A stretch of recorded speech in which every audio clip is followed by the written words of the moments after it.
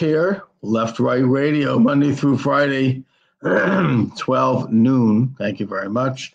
A little under the weather today. Friday, TGIF, as it were. I've been asked to speak at my synagogue on Shavuot. It is customary on Shavuot, which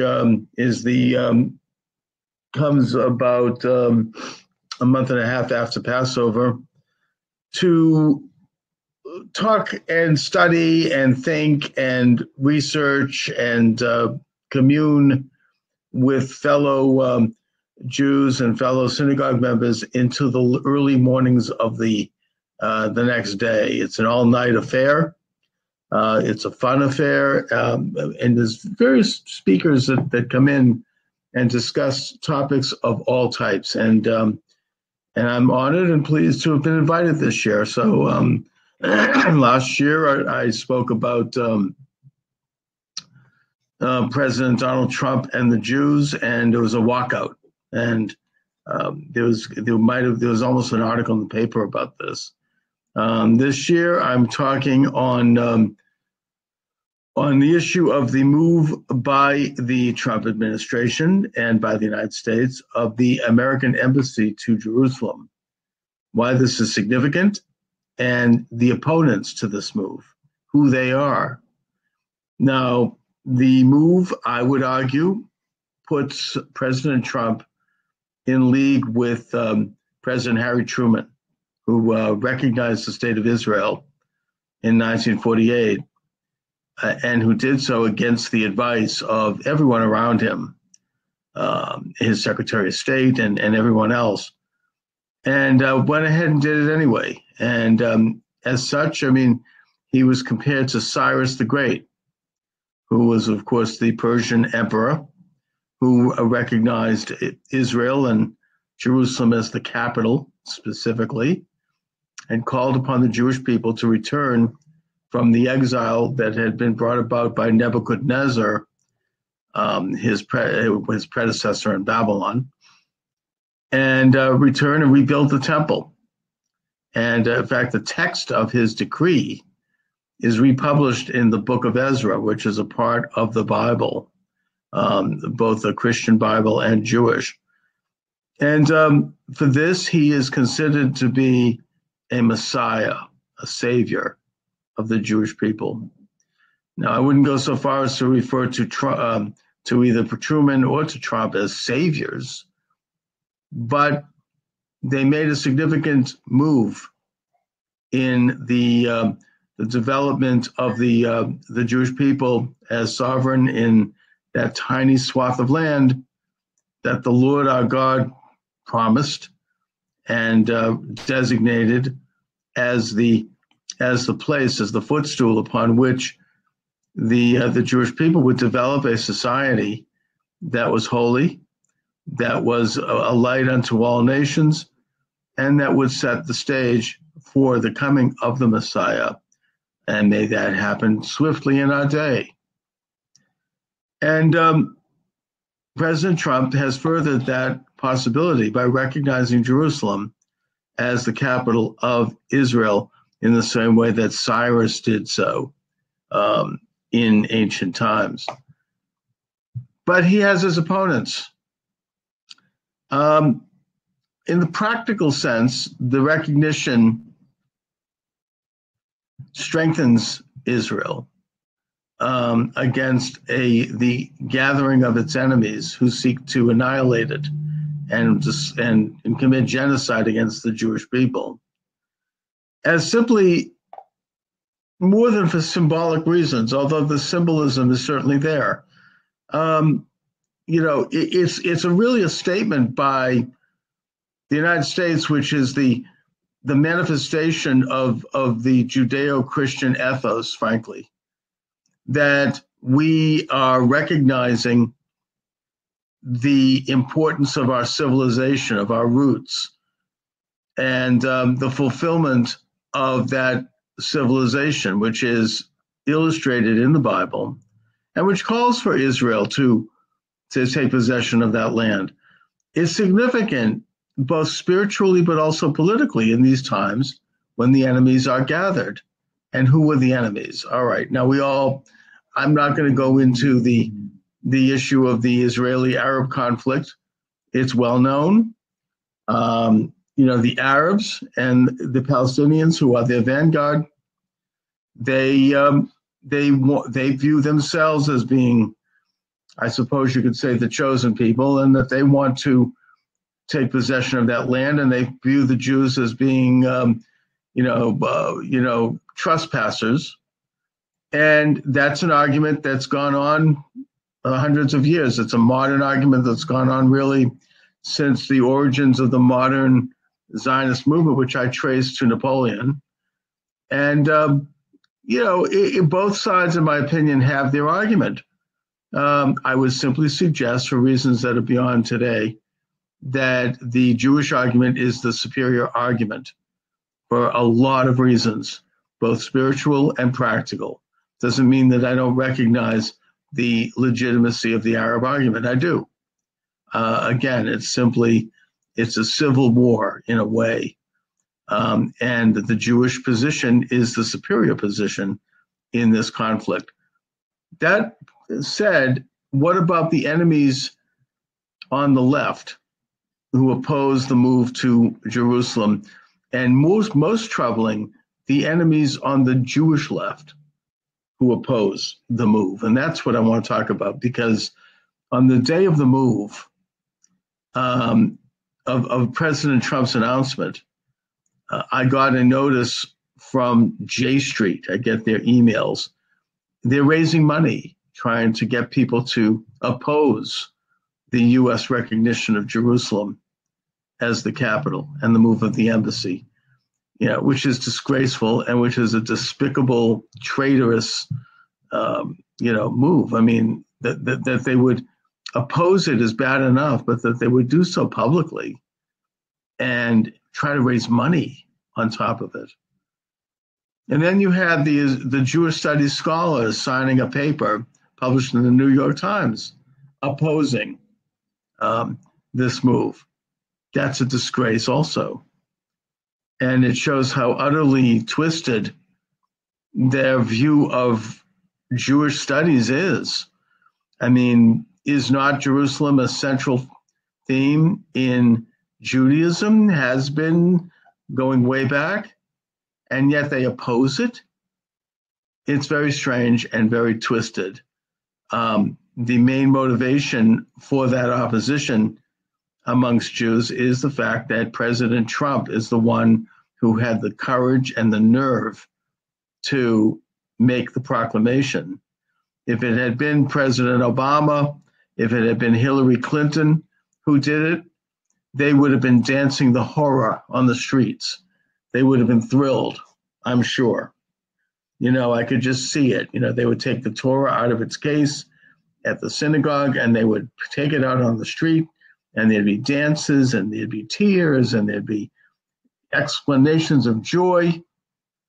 But because it was President Trump, there was at best silence, at worst public condemnation over a policy that had been supported by both left and right, by liberal and conservative, for the past 2 decades at least in this country.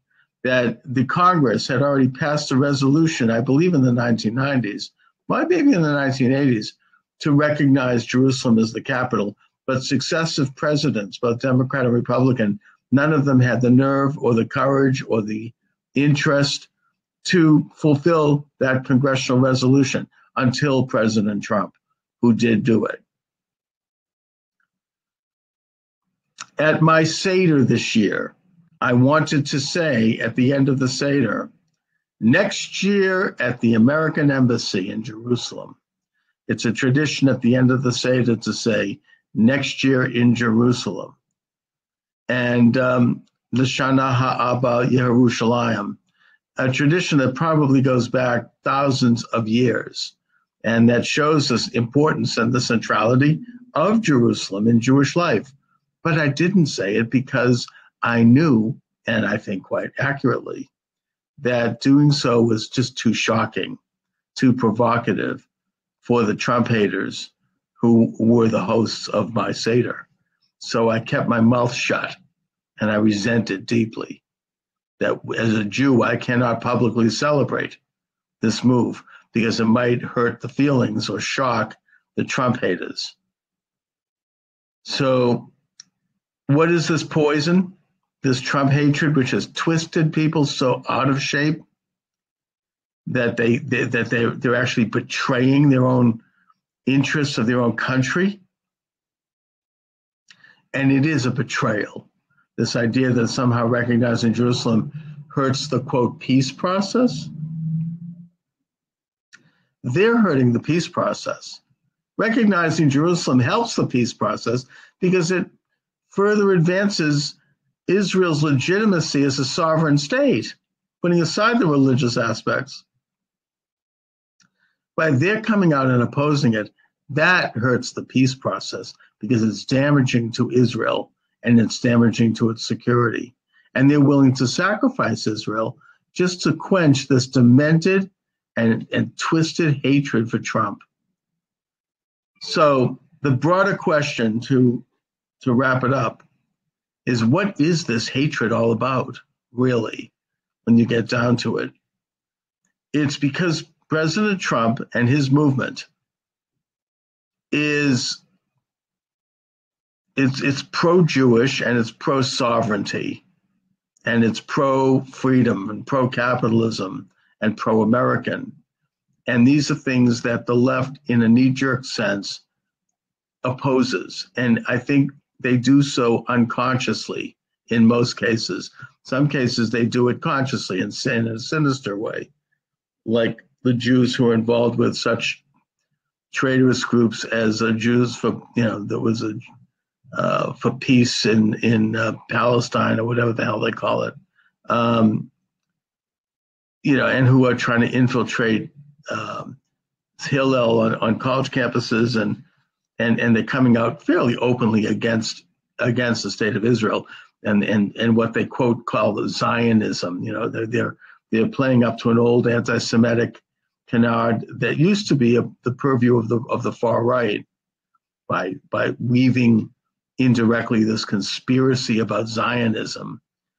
They actually have a poster coming out that says that, it quotes from Jews before Israel was a state that felt that there was no connection between the Jewish people and Zionism or Israel. And just to show how miserable and how rotten they are. First of all, technically, that's true. Before the Israel became a state, they, let me just take that later. There was a lot of Jews, both on the left and the right, who opposed Israel becoming a state for various reasons. In fact, the novel The Chosen by Chaim Patak gets into this. But the fact is that once Israel became a state, once it was recognized by the UN, once it declared its independence, once it became de facto a sovereign nation, the vast majority of people put that aside and everything changed. And people recognized Israel and supported Israel after that. And that support increased over the years among the Jewish community. So to relitigate that issue now, after Israel's been sovereign all these decades, that's like relitigating slavery after the Civil War. After the Civil War and after the 13th Amendment and the sacrifice, the country recognized that slavery was over, including the South. Maybe you might have had a fringe out there, but, you don't want to go back and try to relitigate, or it's like relitigating whether the United States should enter World War II after Pearl Harbor. Before Pearl Harbor, you had a peace movement, which included people, both liberals and conservatives, who wanted to keep the United States out of the war, and that was fine. But after Pearl Harbor, not so fine. They basically realized the United States had been invaded and it was time to change. And people got behind the war, and there was a war and a victory. I could give other examples of how historical events changed the facts on the ground, and you can't go back to trying to relitigate and rediscuss something after the fact and how insidious that is. So that's what they're about. But what about the hatred for Trump? Getting back, I don't mean to digress. It's a hatred for all the things that the left opposes. And again, most of the people who have embraced this idea, the people that I couldn't speak to at the Seder and say next year at the American Embassy, I'm not in any way impugning their basic patriotism and support for Israel. I'm talking here about a more subtle agenda that they've internalized and that most of them are not conscious of. And that is a hatred for capitalism and freedom. Israel represents that. Israel is that. They hate America too for the same reason, not in the practical sense, but more in the philosophical sense. They hate the fact that Israel is a free market entity, state, where people are relatively free and they can conduct business, they can own their property, they can control their own lives and destiny to a very large degree. They hate sovereignty, national nationhood with borders and language and culture that is established. Israel is a strong sovereign state, a vibrant, organic nation. Israel has built walls to protect itself from suicide bombers. They hate that, and they hate that Trump wants that for America. He wants to secure our border, which is a sensible policy, but something that they despise. And they don't really know why they despise it. They just do. And they hate, even though they would never know this consciously, they hate Judaism, the belief in one God that is a lawgiver and a creator of the universe who gives law outside of the manipulation of people. There's no utopia on earth. Only God is utopia. We are created in the image of God. Thus, every man and every woman has a life that is worth living and that deserves basic respect and integrity. They hate that. They hate that concept because they're socialists who believe that man is nothing more than a resource, a human resource that can be used as, to create equality and that can be submitted to and subsumed by a collective, which is the movement toward a physical one world ant colony. So they hate Trump, in other words. And they hate everything he stands for, which I think what we can say in counter to that is we support President Trump's symbolic and literal move of the U.S. Embassy to Jerusalem, both for political reasons and spiritual reasons, both because it is good for Judaism as a religion and therefore good for Western civilization, and because it's good for Israel as a sovereign political state, and thus it enhances national sovereignty for all nation states. Anyway, those are my thoughts today. I'm working on my presentation for Shavuot, and I appreciate your indulging me in my effort to develop that presentation. Have a good day, everybody.